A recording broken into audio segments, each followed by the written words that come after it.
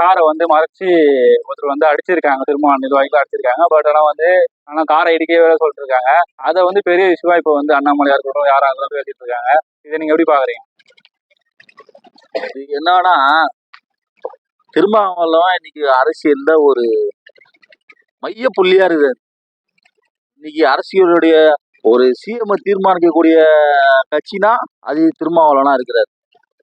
திருமாவளவன் நான் இது வரைக்கும் நான் எந்த ஒரு கம்ப்ளைண்ட்டும் வரல. நான் எனக்கு தெரிஞ்ச வரைக்கும் எதுவும் வரல. இதை என்ன பண்றாங்கன்னா, இந்த ஆர்எஸ்எஸ் பிஜேபிலாம் என்ன பண்றாங்கன்னா, திருமாவளவன் மேல எந்த ஒரு இதுவும் வரலையேன்றதுக்கோசமே இதை அவர் காலை வழிமழிச்சு இது மாதிரி பண்ணி சண்டை போட்டு இதை வந்து ஒரு பெரிய இஷ்யூ ஆக்கி இது கேஸ் போடலாமா போடக்கூடாதா, இவன் மேல போட்டு அவன் கேஸ் அவன் மேல போட்டீங்களே இவன் மேல போடலையான்னு ஒரு பெரிய இஷ்யூ ஆகுறாங்க. ஏன்னா திருமாவளவன் மேல இன்னைக்கு அவ்வளவு சீக்கிரமா நெருங்க முடியாது. இன்னைக்கு ஏன்னா அந்த அளவுக்கு அரசியல் தெளிவு உள்ளாலும் இன்னைக்கு அரசியல் அவருதான். ஒரு பக்கம் பிஜேபிக்காரனுங்க இந்த அட்வொகேட் சங்கம் மூலியமாலாம் வந்து பார்த்தீங்கன்னா இது மாதிரி திருமாவளவன் மேல கேஸ் போடணும், திருமாவளவன் வந்து இது மாதிரி அரெஸ்ட் பண்ணணும், எஃப்ஐஆர் போடலன்னு சொல்றாங்க.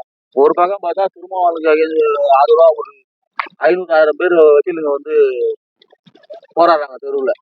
திருமாவளவனை கை வச்சு பாருங்க, தொட்டு பாருங்க அப்படின்றாங்க. ஏன்னா திருமாவளவன் இன்னைக்கு வந்து பாத்தீங்கன்னா அந்த அளவுக்கு பவர்ஃபுல் லீடரா இருக்கு என்னை பொறுத்த வரைக்கும்.